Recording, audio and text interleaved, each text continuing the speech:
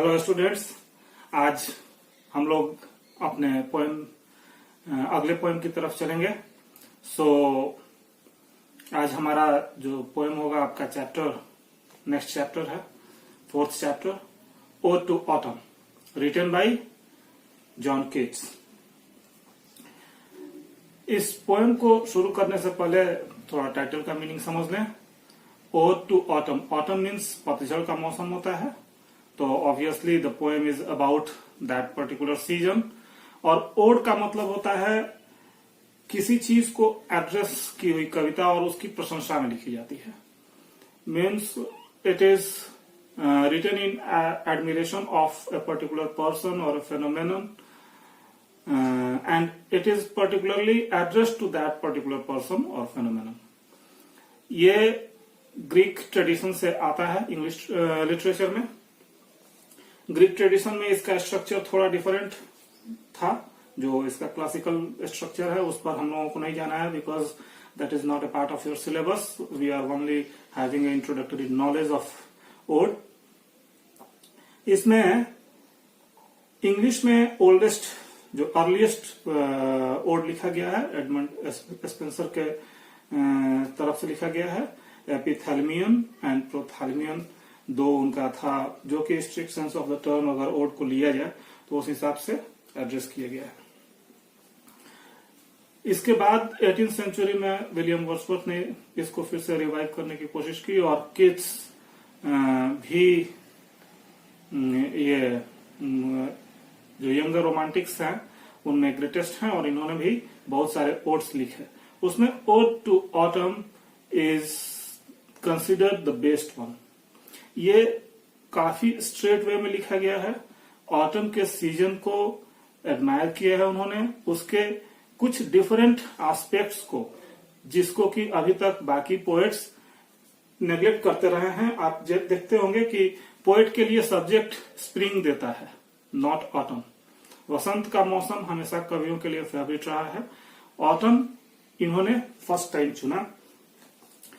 Text हम पढ़ते जाएंगे और स्क्रीन पर भी आपके टेक्स्ट दिखेगा, but it is recommended that you sit and watch the video with your pen and paper in hand, so that you can put down something and make your notes for your future use. John Keats का भी brief introduction चाहिए। John Keats romantic revival के second generation के poet थे। Romantic revival का जो period था ये एक तरीके से रिएक्शन के तौर पे आया था इसके पहले वाले पीरियड में। पहले वाले पीरियड जिसको कि नियो क्लासिकल या ऑगस्टन एज बोला जाता है, उसमें लिटरेचर काफी ट्राइट हो गया। मीन्स नियम कानून में बंध गया, एक मोनोटोनी आ गई, और इन वर्ड्सवर्थ और कॉलरिज ने उसके अगेंस्ट उसके रिएक्शन में एक अपना लिरिकल बलाड्स 1798 में पब्लिश किया, और उस तरीके से पीरियड ऑफ रोमांटिक रिवाइवल की शुरुआत उस टेक्स्ट से मानी जाती है। उसके बाद उसमें बहुत सारे चेंजेज है। रोमांटिक जो पोएट्स थे वो अपने लव ऑफ नेचर के लिए जाने जाते थे, पर्टिकुलरली उनका मेन कैरेक्टरिस्टिक था। बाकी जो भी एक्सपेरिमेंटेशन वगैरह था जो कि पिछले पीरियड से रिएक्शन के तौर पर आया था, वो सब काफी डिटेल हो जाएगा। तो कीट्स का जो एज था ये काफी शॉर्ट स्पैन उनका लाइफ रहा था अनफॉर्चुनेटली, और ट्यूबरकुलोसिस से उनका देहांत हो गया। 1795 से 1821 तक वो जीवित रहे थे, और इस पीरियड में उन्होंने बहुत बड़ी बड़ी उपलब्धियां दी। इनके बारे में बोला जाता है कि अगर थोड़ा और लंबे समय तक रहते तो बहुत सारे जो महान जो कवि और लेखक हैं वो एक्लिप्स हो जाते, उनसे ज्यादा इनका पोटेंशियल था। लेकिन जो भी है उतने कम समय में भी जो भी कीट्स का हमारे सामने आता है, हाइपेरियन जैसा एपिक इन्होंने लिखा, ईव ऑफ सेंट एर्मिस भी एक बड़ी अच्छी पोएम है उनका क्रिएशन है। तो अभी हम लोग ओड टू ऑटम पर आते हैं। Let's start the text. Focus on the screen and just keep the text before you as well, this is recommended. So let's start. Ode के बारे में एक और चीज जान लीजिए। टेक्स्ट शुरू करने से पहले कि ये एक इलेबोरेटली स्ट्रक्चर्ड पोएम होता है और इसका राइम स्कीम काफी कॉम्प्लेक्स होता है और इसमें बाकी चीजें तो मैं बता ही चुका हूं, तो राइम स्कीम पर भी आप ध्यान देते चलेंगे और राइम स्कीम कैसे होता है वो स्क्रीन पर मैं आपको बताते भी चलूंगा। तो फर्स्ट स्टेंजा जो है, season of mists and mellow fruitfulness, close bosom friend of the maturing sun, conspiring with him how to load and blaze with fruit the vines that round the thatches run. To bend with apples the mossed cottage trees, and fill all fruit with ripeness to the core. To swell the gourd and plump the hazel shells with a sweet kernel to set budding more. And still more little flowers for the bees, until they think warm days will never cease. For summer has overbrimmed their clammy sails. इसमें यह first stanza है poem का। इस poem में जो impression बन रहा है, अभी तो हम लोग पैराफ्रेजिंग बची हुई है, लेकिन जो एक इंप्रेशन बन रहा है कि पतझड़ का डिफरेंट एक point of view he present कर, डिफरेंट एस्पेक्ट ही प्रेजेंट कर रहे हैं। नॉर्मली पतझड़ के सीजन को, जैसा कि आप लोग अपने पिछले पोएम में भी देखे कि now the leaves are falling fast में पतझड़ एक मायूसी, एक ग्लूमिनेस को शो कर रहा है, लेकिन यहाँ पे पतझड़ एक प्रोडक्टिविटी को शो कर रहा है। तो ये 11 लाइन का 11 लाइन स्टेंजा है और इस 11 लाइन स्टेंजा में भी दो पार्ट आप देख सकते हैं, फॉर फर्स्ट 4 लाइन्स और सेकंड 7 लाइन्स। तो फर्स्ट 4 लाइन्स का इस राइम स्कीम थोड़ा नोटिस करिए। फ्रूटफुलनेस, सन, ब्लेस, रन। तो यहाँ पे राइम स्कीम को रिकग्नाइज करने का जो तरीका होता है वो फर्स्ट राइम को, फर्स्ट जो लाइन का लास्ट सिलेबल है उसको ए मानते हैं। उसके बाद अगर कंटिन्यू करता है तो ए होगा, अगर सेकंड लाइन में चेंज करता है वो लास्ट सिलेबल तो that will be called B. इस तरीके से हम प्रोसीड करते जाएंगे। तो इसमें 4 लाइन का देखिए आप, फ्रूटफुलनेस है तो फाइनल सिलेबल नेस होता है इसका, और सेकंड लाइन का जो फाइनल सिलेबल है वो एक ही वर्ड है सन, और थर्ड लाइन में फिर ब्लेस तो ए बी ए, और फिर फोर्थ लाइन में रन तो सन एंड रन तो ए बी। ये 4 लाइन का फर्स्ट पार्ट हो गया फर्स्ट स्टेंजा का। उसके बाद का जो है ट्रीज, कोर, सेल्स, मोर, बीज, सीज, सेल्स।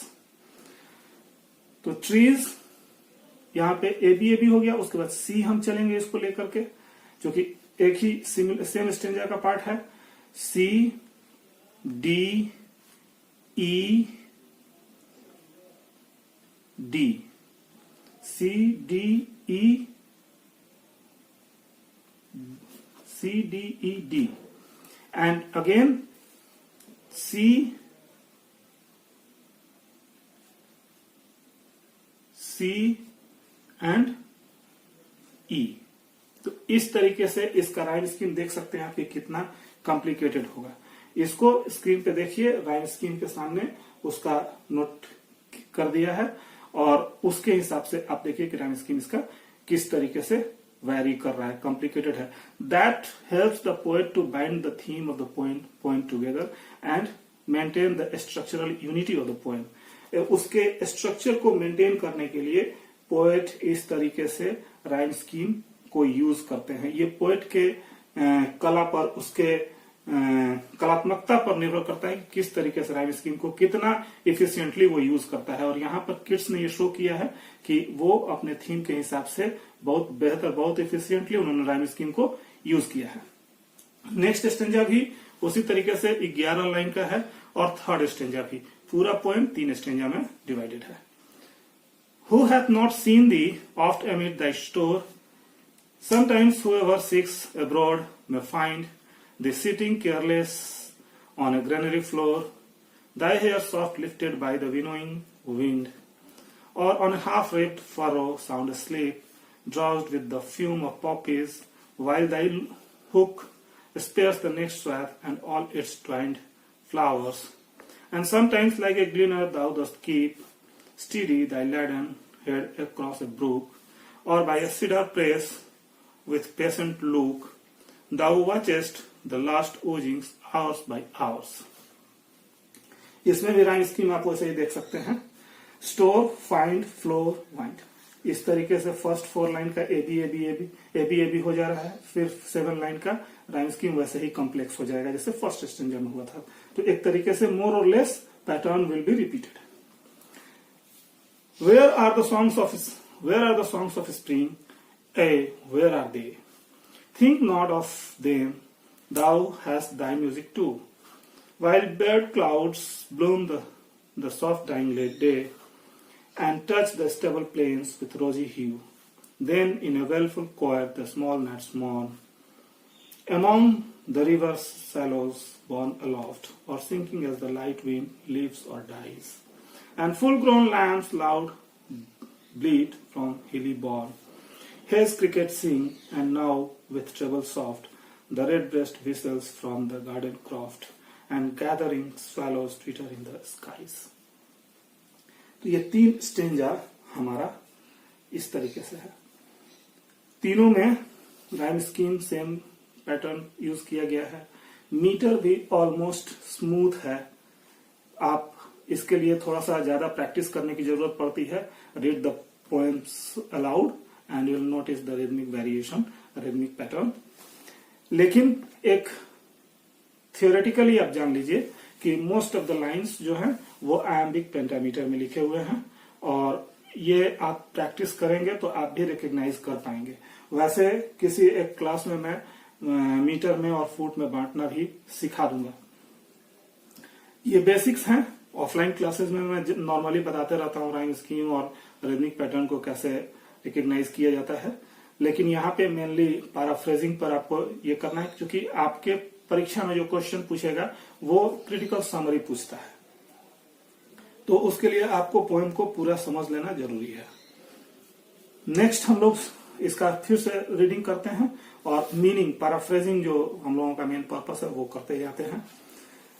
इसमें season of mist and mellow fruitfulness, close bosom friend of the maturing sun, conspiring with him how to load and blaze with fruit the vines that round the thatch eaves run. ये season of mist and mellow fruitfulness autumn को directly address कर रहे हैं कि ये season है mist and mellow fruitfulness का, जिसमें कि मुलायम फल आच्छादित होते हैं। Close bosom friend of the maturing sun, and that season is very close friend of the sun, maturing sun, मतलब सूरज की रोशनी से इस सीजन की मित्रता होती है, बहुत अंतरंग मित्रता होती है।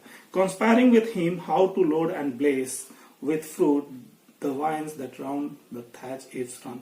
यहाँ पर देखिए एक इमेज बनाया गया है किस तरीके से प्रोडक्टिविटी का, कि चारों तरफ जो सूरज और ये सीजन है, ये जो हमारा मौसम है पतझड़ का, ये दोनों एक दूसरे के मित्र हैं और दोनों मिलकर के योजना बनाते हैं। कंस्पायरिंग विथ, कंस्पायरिंग यहाँ पर कंस्पायर का जो जनरल मीनिंग होता है वो षड्यंत्र करना होता है, लेकिन यहाँ पर है कि किस तरीके से they are planning to load everything with ripe fruit. वो लोग सभी लताओं को, पेड़ों को, पौधों को फलों से आच्छादित कर देते हैं, और जो घर के छत हैं, थैच इव्स, जो फूस के छत बने हुए हैं उसके लताएं हैं वो फैली हुई हैं, फलों से लदी हुई हैं। To bend with apples the moist cottage trees and fill all fruit with ripeness to the core।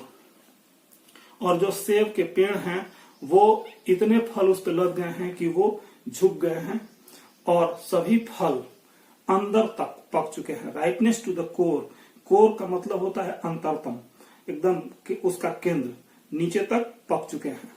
To swell the gourd and plump the hazel shells with a sweet kernel to set budding more and still more later flowers for the bees, until they think warm days will never cease, for summer has overbrimmed their clammy shells। और इतना ये मौसम फलों के लिए और ये सब के लिए अच्छा होता है कि जो भी फल सब्जियां हैं, गोड और हेजल शेल्स की यहाँ पर बात है। तो गोड एक कद्दू की प्रजाति का सब्जी होता है, उसका ऊपरी लेयर जो है हार्ड होता है। तो यहाँ पर सेंस दे रहे हैं ये कि इस सीजन में जो हार्ड ऊपरी परत वाले जो भी फल हैं, सब्जियां हैं, वो भी पक जाती हैं, मुलायम हो जाते हैं, नरम हो जाते हैं। विथ ए स्वीट कर्नेल, और उनका अंदर का जो भाग होता है, कर्नेल मतलब वही कोर का जो मीनिंग होता है वही कर्नेल का भी होता है, जो उसका अंदर का भाग है वो एकदम मीठा हो जाता है, पका हुआ जो स्वाद आता है वो स्वादिष्ट हो जाता है।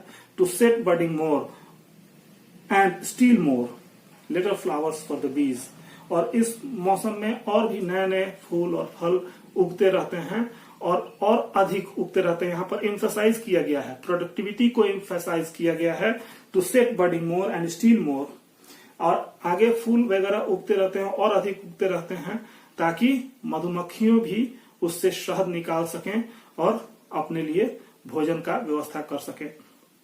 और ये सभी पशुओं को, सभी को लगने लगता है, मधुमक्खियों के माध्यम से ये कन्वे कर रहे हैं कि this warm days will never cease, ये कभी भी खत्म नहीं होंगे। यहाँ पर ये सेंस दे रहे हैं कि सबको इसमें इतना सब कुछ मिल जाता है कि सब आराम से हो जाते हैं, सभी तृप्त हो जाते हैं और सबको लगता है कि ये अच्छे दिन कभी खत्म नहीं होंगे। जबकि नेचुरल फेनोमेनन ये है कि ऑटम के बाद जो समय आने वाला होता है विंटर का, वो थोड़ा बुरा होता है, हार्श होता है, पर्टिकुलरली इंग्लिश एनवायरनमेंट में।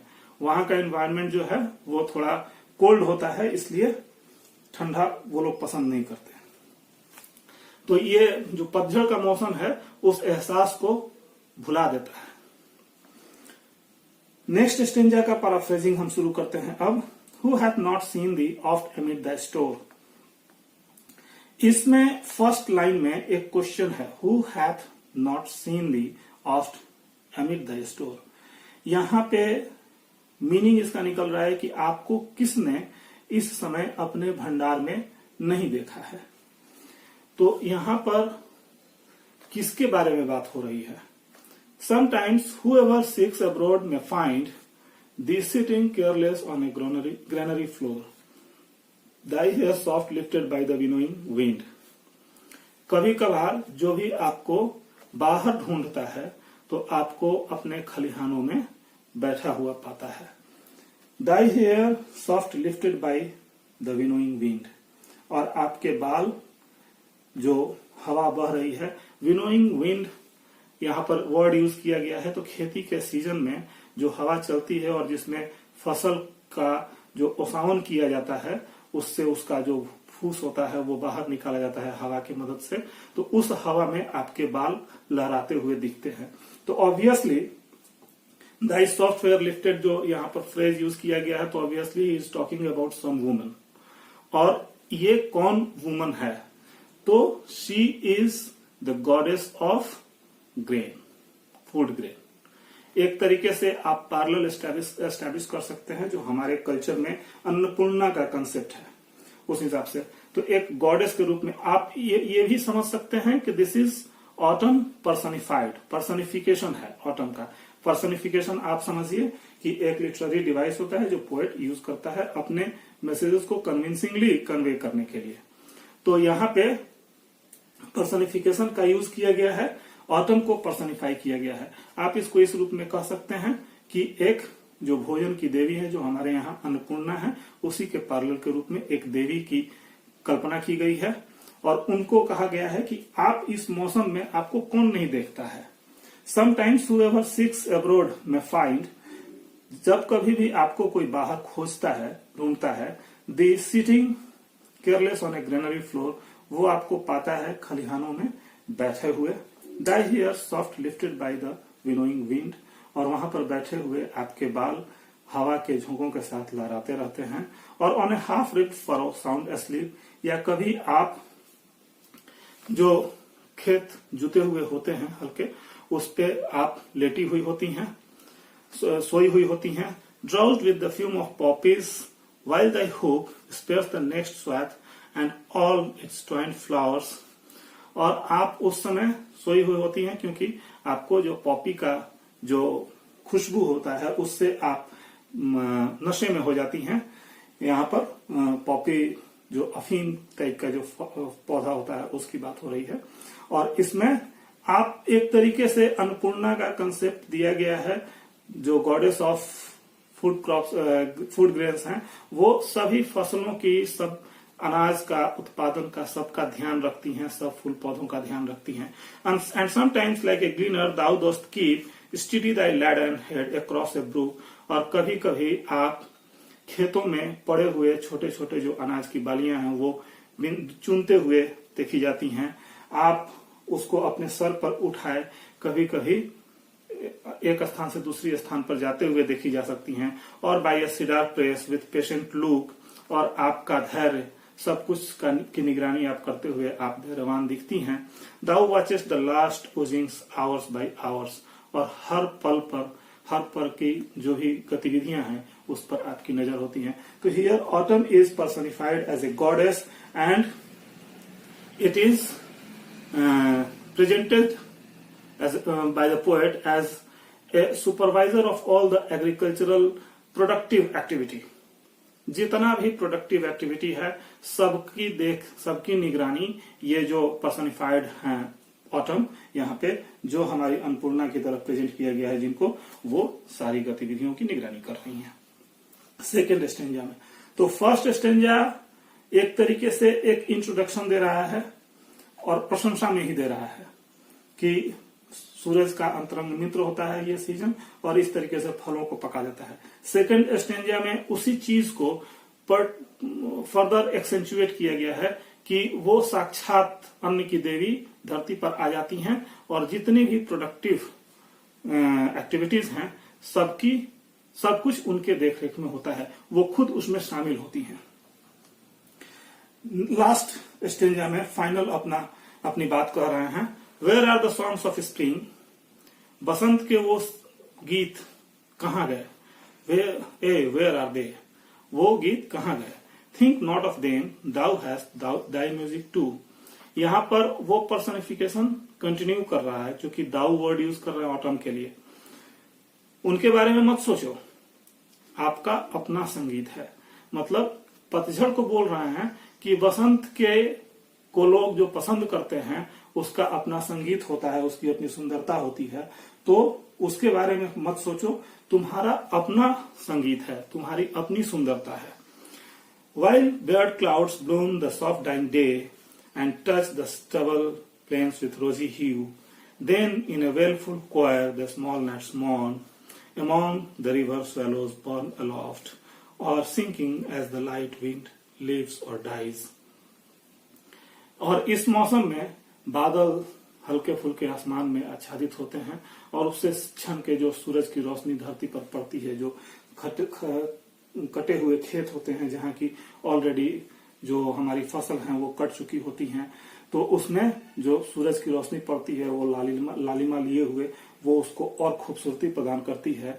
इसमें उसके बाद जो शाम को जो कीट पतंगों की आवाजें आती हैं वो नदियों के लहरों के साथ, हवा के उतार चढ़ाव के साथ नदियों के लहर में भी उतार चढ़ाव देखने को मिलता है। ये सारा दृश्य एक तरीके से एक इमेज के रूप में प्रेजेंट किया जा रहा है कि ऑटम के सीजन में शाम का समय कैसा होता है। यहाँ पर फाइनल स्टेंजा में एक चीज नोटिस करिएगा कि शाम का ही एक तरीके से पिक्चराइजेशन किया गया है।